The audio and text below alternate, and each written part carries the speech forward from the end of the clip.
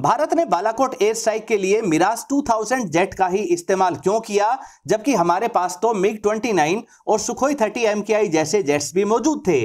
जब Bharat nuclear submarines बना सकता है तो एयर इंडिपेंडेंट प्रोपल्शन सिस्टम वाली सबमरीन्स क्यों बना रहे हैं? क्या वजह है कि हिंदुस्तान एरोनॉटिक्स लिमिटेड कभी भी टाइम से फाइटर जेट्स को डिलीवर नहीं कर पाता है?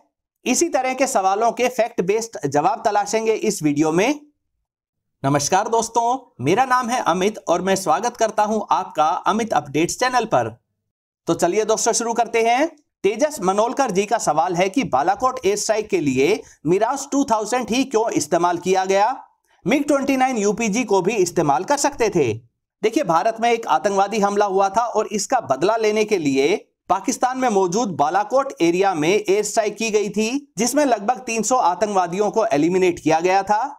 इस एयर स्ट्राइक के लिए मिराज 2000 जेट्स को इस्तेमाल किया गया था, लेकिन बहुत कम लोग ही जानते हैं कि सिर्फ मिराज 2000 जेट्स ही नहीं, साथ में 4 सुखोई 30 MKI, नेत्रा और फाल्कन अवाक्स भी साथ उड़ रहे थे। सुखोई 30 MKI ने पाकिस्तान की एयर स्पेस में एंटर नहीं किया था। अगर Pakistani fighter jets Mirage 2000 jets को काउंटर करने के लिए आगे आते तो मोर्चा संभालने के लिए air superiority Sukhoi 30 MKI Pakistani air space में एंटर करते, लेकिन ऐसा करने की आवश्यकता नहीं पड़ी। अब बात करते हैं कि मिराज 2000 को ही इस मिशन के लिए क्यों चुना गया था। देखिए, मिराज 2000 एक सिंगल इंजन वाला delta wing based fighter jet है। यह काफी तेज उड़ सकता है। इसकी स्पीड 2400 किलोमीटर पर आवर तक है और आवश्यकता पड़ने पर यह 56,000 फीट तक की ऊंचाई तक जा सकता है। मिराज 2000 को खास तौर पर एयर टू ग्राउंड मिशंस को अंजाम देने के लिए ही इस्तेमाल किया जाता है। इसीलिए इसमें बेहतरीन एयर टू ग्राउंड मिसाइल्स को इंटीग्रेट किया गया है। बालाकोट एयर स्ट्राइक के लिए जिस स्पाइस 2000 मिसाइल्स को इस्तेमाल किया गया था, उन्हें उस समय तक सिर्फ मिराज 2000 में ही इंटीग्रेट किया गया था। कारगिल की लड़ाई में भी मिराज 2000 जेट्स अपनी ताकत दिखा चुके थे। इनसे पूरी एक्यूरेसी के साथ लेजर गाइडेड मिसाइल्स का इस्तेमाल किया गया था, जिससे कारगिल की लड़ाई जीतने में हमें आसानी हुई। मिराज 2000 डेल्टा विंग डिजाइन वाला जेट है।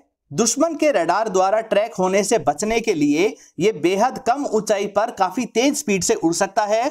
पूरी एक्यूरेसी के साथ ग्राउंड टारगेट को स्पाइस 2000 हथियारों से डिस्ट्रॉय करके बेहद तेज स्पीड से ही वापस आ सकता है।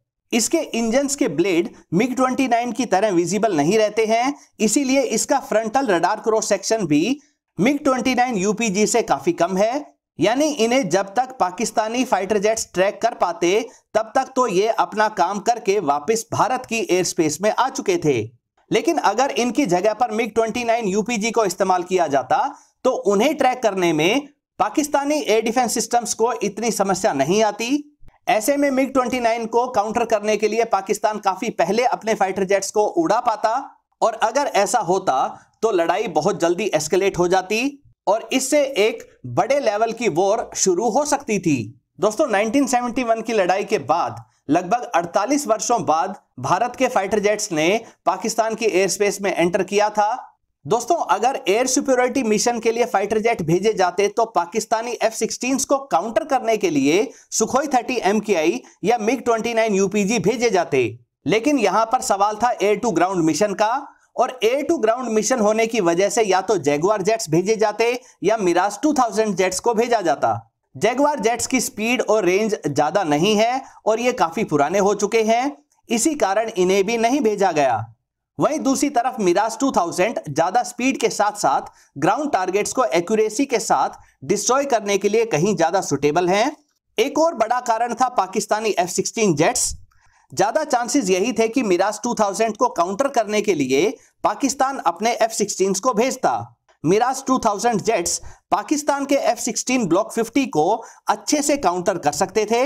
ग्रीस की एयरफोर्स भी अपने मिराज 2000 जेट से टर्की के F-16 को टक्कर देते आए हैं और उन्होंने टर्की के F-16 को गिराने में कामयाबी भी पाई है।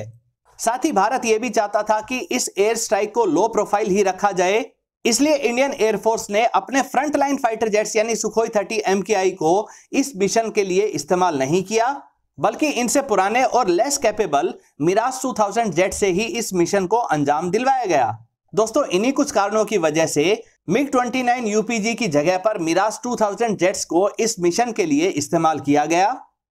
बढ़ते हैं अगले सवाल की तरफ। देवादित्य गुप्ता जी का स्पेसिफिक सवाल है कि हिंदुस्तान एरोनॉटिक्स लिमिटेड टाइम से फाइटर जेट्स को डिलीवर क्यों नहीं कर पाता है। देखिए इसके कई कारण हैं। अगर एक एक करके गिने तो सबसे पहला कारण यह है कि यह एक सरकारी पीएसयू है। दोस्तों हम माने या ना माने, लेकिन सरकारी कंपनी होने की वजह से ठीक से परफॉर्म नहीं करने पर भी एम्प्लॉय की जॉब जाने का ज्यादा डर नहीं होता है। बार बार प्रोजेक्ट डिले हो रहे हैं और टाइमलाइन का पालन नहीं करने पर भी अकाउंटेबिलिटी तय नहीं की जा रही है। डेडलाइन बार बार आगे बढ़ाई जाती है। इसके पीछे भी एक बड़ा कारण यह है कि परफॉर्मेंस बेस्ड पैकेज नहीं दिया जाता है। कोई एम्प्लॉय बहुत अच्छा काम भी कर रहा हो तो प्राइवेट सेक्टर की तरह उसका पैकेज डबल या 3 टाइम्स करने जैसा कोई सिस्टम नहीं है। इसी कारण अच्छे और talented engineers Hindustan aeronautics limited में जाना कम ही पसंद करते हैं। दूसरे कारण की बात करें तो HAL नए प्रोजेक्ट्स को शुरू करने की जगह पर दूसरे देशों के बने बनाए फाइटर जेट्स की लाइसेंस्ड कॉपी बनाने में ज्यादा खुश है।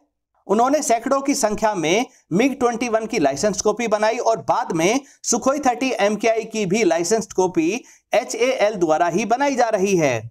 खुद से HAL ने इनिशिएटिव लेते हुए वर्ल्ड क्लास प्रोडक्ट नहीं तैयार किए और इसी कारण इंटरनेशनल मार्केट में HAL को ज्यादा बायर्स नहीं मिल पाते हैं। एक और रीजन देखें तो HAL क्यों पिछड़ रहा है, इसके पीछे एक कारण यह भी है कि गवर्नमेंट की तरफ से भी उन्हें रिसर्च एंड डेवलपमेंट के लिए ज्यादा फंड्स नहीं दिए जाते हैं। एयरफोर्स को या गवर्नमेंट को इनसे प्रोडक्ट तो बहुत अच्छा चाहिए, लेकिन रिसर्च एंड डेवलपमेंट के लिए करोड़ों रुपए खर्च भी नहीं करने हैं। हमने 50 वर्ष पहले HF-24 मरूत जैसे फाइटर जेट बना लिए थे। टोटल 147 मरूत फाइटर जेट बनाने के बाद भी इसकी लेगेसी को आगे नहीं बढ़ाया गया। इसके डिजाइन को ज्यादा रिफाइन करके इसके नए वेरिएंट्स नहीं बनाए गए।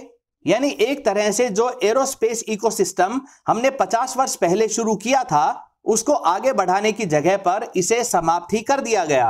बाद में एक बार हिंदुस्तान एरोनॉटिक्स लिमिटेड ने HF-73 नाम से एक बेहतर डिजाइन वाले फाइटर जेट को बनाने की भी कोशिश शुरू की थी, लेकिन इसके ऊपर भी ज्यादा काम नहीं हो पाया और इसे भी बंद कर दिया गया। अगले रीजन की बात करें तो वो है कंपटीशन का ना होना। हिंदुस्तान एरोनॉटिक्स लिमिटेड को पता है कि डिफेंस सेक्टर में प्राइवेट सेक्टर की कंपनीज को डेवलप नहीं होने दिया गया है। इसी कारण अगर हेलीकॉप्टर्स बनाने हैं तो HAL बनाएगा, तेजस जैसे फाइटर जेट्स बनाने हैं तो HAL बनाएगा, ट्रेनर जेट्स भी बनाने हैं तो भी HAL ही बनाएगा। और यही डिले का अगला रीजन भी है, यानी कि HAL को बहुत सारे प्रोजेक्ट्स दे रखे हैं। आर्मी के हेलीकॉप्टर्स हो, सारस एयरक्राफ्ट हो, नेवी के हेलीकॉप्टर्स हो, फाइटर जेट्स हो जिसमें तेजस 1A, MK2 या TEDBF हो, ये सभी HAL ही करेगा।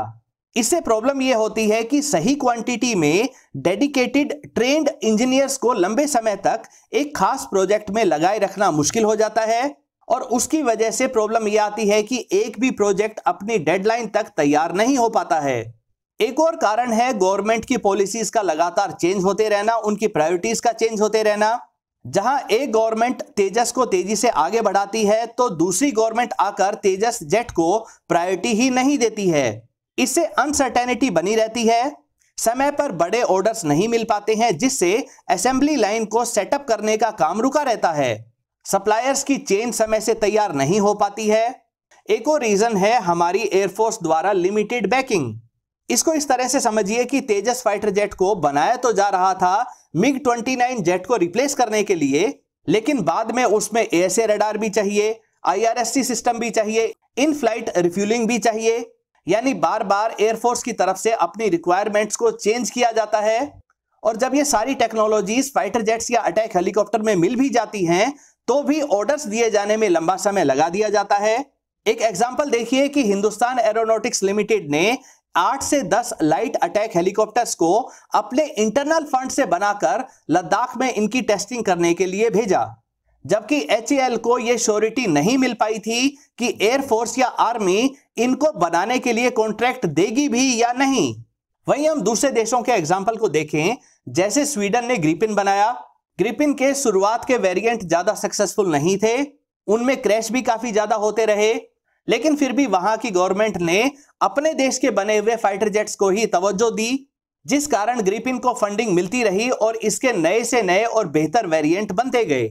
अगर हमारी गवर्नमेंट और हमारी एयरफोर्स भी इसी तरह से स्वदेशी फाइटर जेट्स, स्वदेशी हेलीकॉप्टर्स आदि को तवज्जो दे तो हिंदुस्तान एरोनॉटिक्स लिमिटेड भी अपनी असेंबली लाइन को ज्यादा एडवांस बनाएगा ताकि ज्यादा फाइटर जेट्स बन सके, ज्यादा बेहतर फाइटर जेट्स बन सके, नए नए वेरिएंट्स बन सकें। दोस्तों बढ़ते हैं अगले सवाल की तरफ। शिवम जी का सवाल है कि जब इंडिया न्यूक्लियर सबमरीन्स बना सकता है तो एयर इंडिपेंडेंट प्रोपल्शन सिस्टम वाली सबमरीन क्यों बना रहे हैं। देखिए, मौजूदा समय में प्रोजेक्ट 75 के तहत स्कॉर्पियन क्लास की 6 सबमरीन्स बनाई जा रही हैं और इसके बाद प्लानिंग यह है कि प्रोजेक्ट 75I के नाम से 6 और डीजल इलेक्ट्रिक सबमरीन्स बनाई जाएं जो स्कॉर्पियन क्लास की सबमरीन से ज्यादा एडवांस्ड हो और बहुत लंबे समय तक पानी के नीचे रह सके। इसके लिए इनमें fuel cell based air independent propulsion system लगाया जाएगा। इस टेक्नोलॉजी को दूसरे देशों से खरीदने की कोशिश भी हो रही है। हालांकि हमने स्वदेशी तौर पर भी एयर इंडिपेंडेंट प्रोपल्शन सिस्टम तैयार कर लिया है। दोस्तों सवाल में पूछा गया है कि जब इंडिया INS अरिहंत और INS अरिघाट जैसी न्यूक्लियर पावर्ड सबमरीन्स को भी बना सकता है तो फिर हम क्यों एयर इंडिपेंडेंट प्रोपल्शन सिस्टम वाली सबमरीन्स के पीछे पड़े हैं, जबकि न्यूक्लियर पावर्ड सबमरीन तो बहुत लंबे समय तक पानी के नीचे लगातार अनडिटेक्टेड रह के अपना काम कर सकती हैं। दोस्तों यहां हमें यह समझना पड़ेगा कि जो न्यूक्लियर पावर्ड सबमरीन है उसको बनाने की कीमत लगभग 2 से 3 बिलियन डॉलर्स होती है, जबकि इतनी कीमत में तो 5 या 6 डीजल इलेक्ट्रिक सबमरीन्स बन सकती हैं। न्यूक्लियर सबमरीन्स पावर प्रोजेक्शन के लिए हैं। ज्यादातर काम ट्रेडिशनल डीजल इलेक्ट्रिक सबमरीन्स ही करती हैं। न्यूक्लियर सबमरीन्स को ऑपरेट करने का खर्चा और उनकी मेंटेनेंस बहुत ही ज्यादा होती है। इनका असली फायदा एक एक्चुअल लड़ाई में देखने को मिलता है जहां पर इनसे बेहद पावरफुल लॉन्ग रेंज की बैलिस्टिक मिसाइल्स लॉन्च की जा सकती हैं। दोस्तों 99% मिशंस में हमें बैलिस्टिक मिसाइल्स को लॉन्च करने की आवश्यकता नहीं होती है और इन मिशंस को हम आसानी से डीजल इलेक्ट्रिक सबमरीन से पूरा कर सकते हैं। इसीलिए अब भारत अपनी आगे बनने वाली डीजल इलेक्ट्रिक सबमरीन्स को कहीं ज्यादा स्टेल्थी और लंबे समय तक पानी के नीचे रह सकने लायक बनाने के लिए इनमें एयर इंडिपेंडेंट प्रोपल्शन सिस्टम्स को लगा रहा है। दोस्तों ये थे आपके कुछ सवाल जिनके सटीक फैक्ट बेस्ड जवाब तलाशने के लिए मैंने जितना हो सका उतनी रिसर्च की। उम्मीद करता हूं आपको ये वीडियो पसंद आई होगी। अगर ये वीडियो आपको अच्छी लगे तो इसे लाइक करिए, दोस्तों के साथ शेयर करिए और चैनल को सब्सक्राइब करना ना भूलें। नमस्कार।